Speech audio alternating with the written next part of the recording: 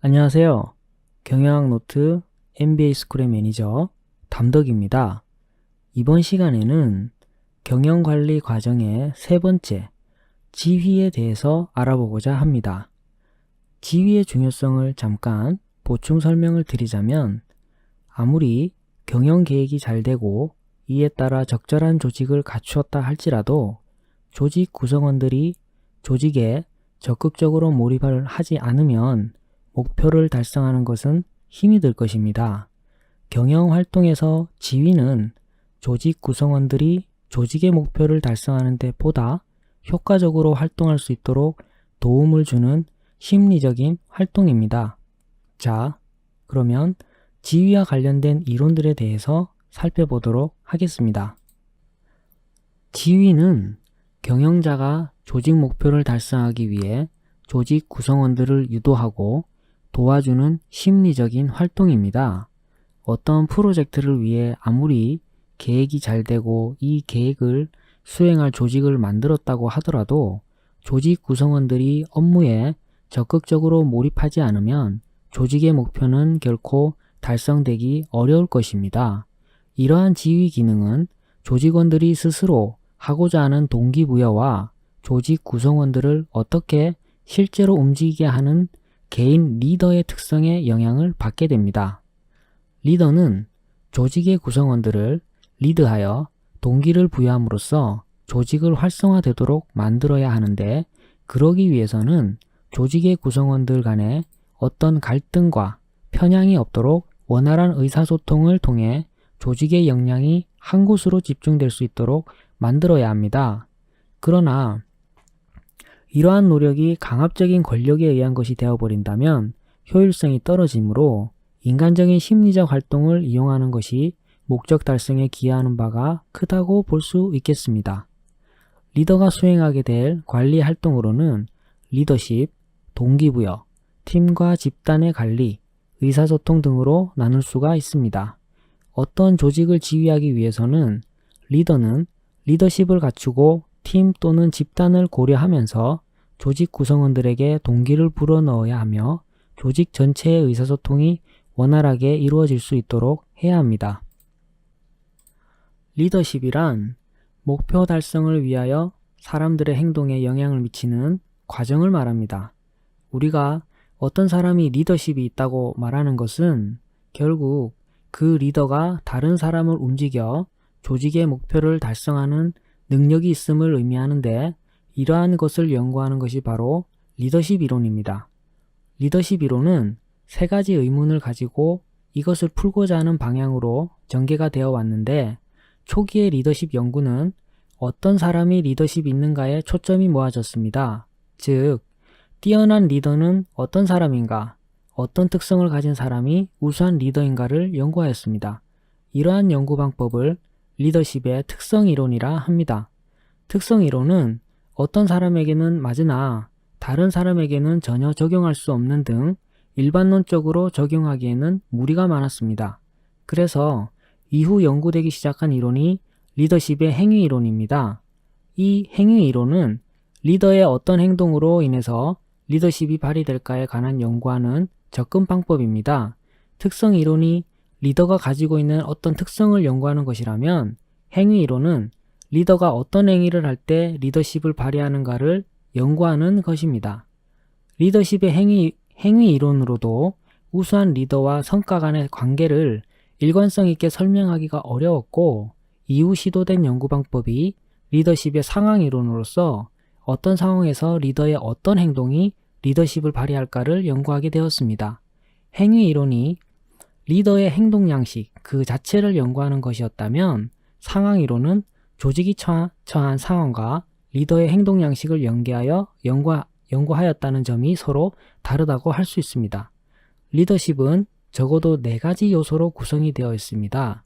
권력 또는 영향력, 욕구의 본질에 대한 이해, 개인적 매력, 분위기 및 풍토가 바로 그것이며, 이 같은 리더십은 리더의 특성, 리더가 처한 상황, 리더와 추종자 간의 관계가 3요소의 함수관계로 표현을 할 수가 있습니다. 리더십 이론은 그 개념의 중요성, 복잡성, 다차원성 등으로 인해 여러 방향에서 다양하게 이루어졌습니다.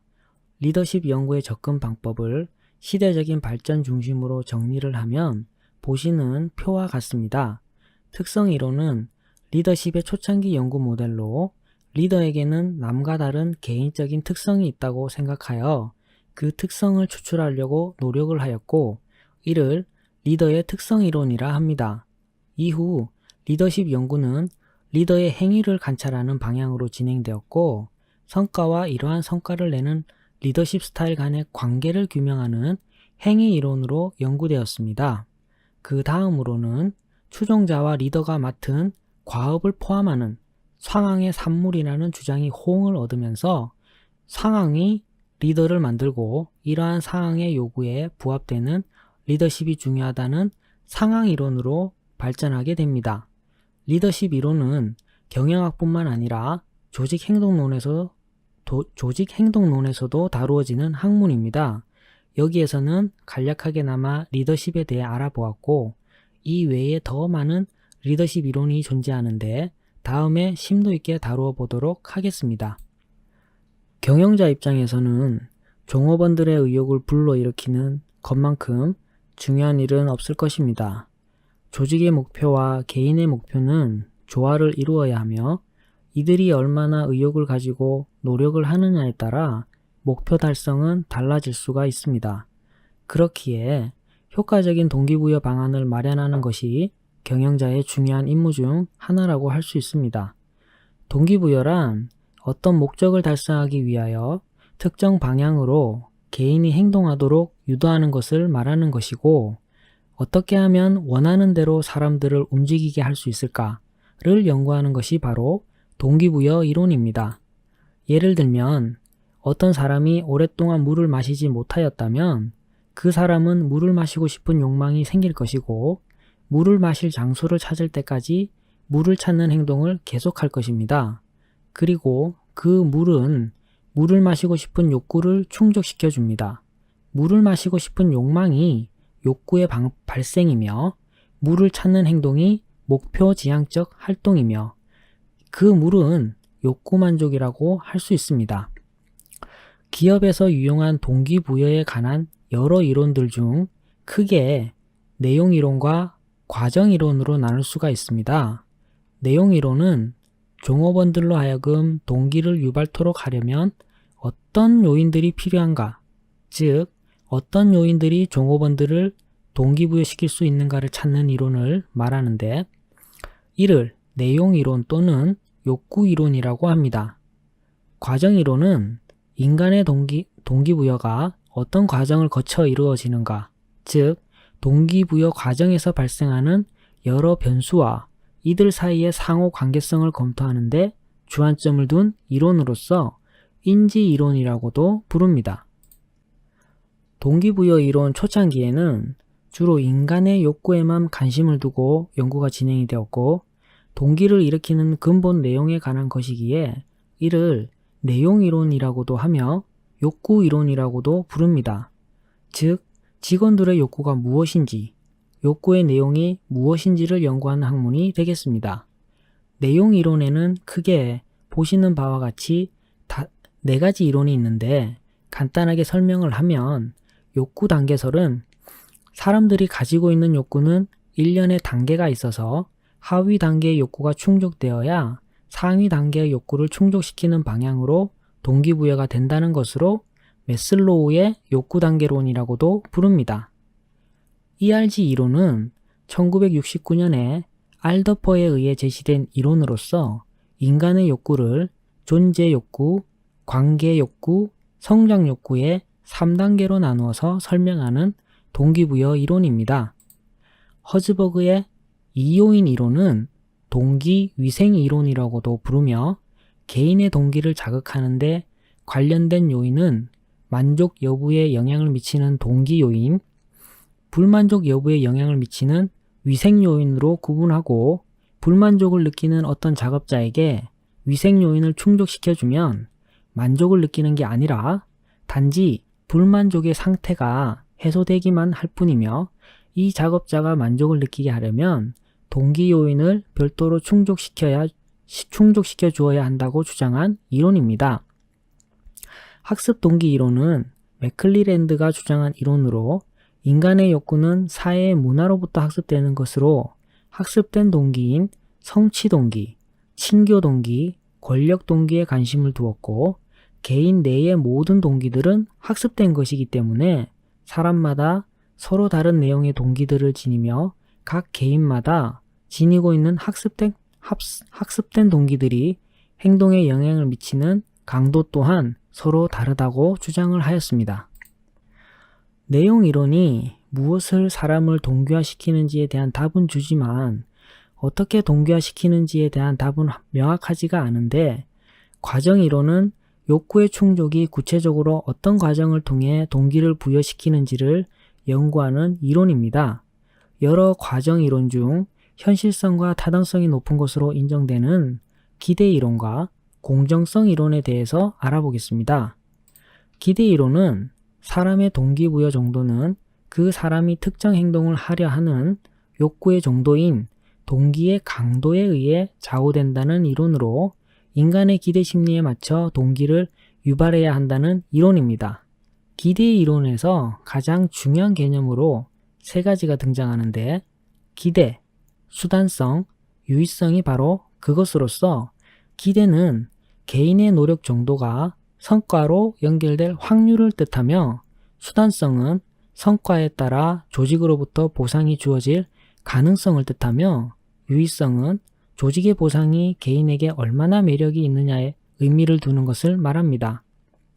즉, 내가 노력을 하면 어느 정도의 성과를 낼 수 있을까? 확률이 어느 정도인지를 생각하는 것이 기대이고 내가 노력을 해서 성과를 이만큼 냈으니 임금 인상과 승진에도 영향을 미치겠지 하는 것이 수단성이며 그렇다면 조직에서 나한테 어떤 보상을 했을 때 내가 낸 성과만큼 가치가 있느냐 하는 것이 유의성입니다. 유의성은 보상에 대한 개인의 주관적인 가치를 의미합니다. 다음으로는 공정성 이론에 대해서 알아보겠습니다. 공정성 이론은 존 아담스에 의해 제시된 이론으로 조직 구성원은 자신의 노력과 보상을 유사한 일을 하는 다른 사람의 노력과 보상을 서로 비교하여 공정성이 유지될 수 있도록 해야 한다는 이론입니다. 공정성은 개인이 자신이 투입한 것에 대한 산출의 비가 다른 사람의 그것과 동등하게 여겨질 때 지각되는 감정이고 불공정성은 이러한 비율이 동등하지 못할 경우 생기게 되는 감정을 의미합니다. 개인이 자신의 투입에 대한 산출의 비율은 다른 사람의 그것보다 클 수도 있고 작을 수도 있는데 만약 상대적인 균형이 이루어지지 않게 되면 불공정성을 경험하게 되고 이에 따라 동기부여가 달라지게 됩니다. 즉, 투입과 산출의 노력이 공정함과 불공정함의 경험에 따라 달라지게 된다는 점입니다.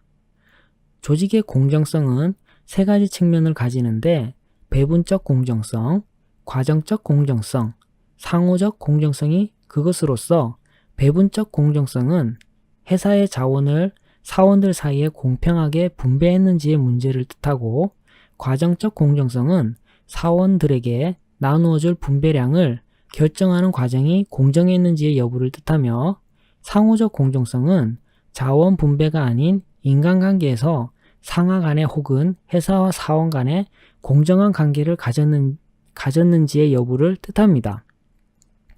조직에서 보상을 얻기 위해 일하는 작업상에서 공정하게 대우받고자 하는 인간의 욕망에 의해 동기부여가 이루어진다는 점을 강조하고 있는 것이 공정성 이론입니다. 자, 여기까지 지위에 대한 리더십과 동기부여 이론에 대해서 알아봤고요. 다음 시간에는 경영관리 활동의 마지막 순서인 통제에 대해서 다루어 보도록 하겠습니다. 감사합니다.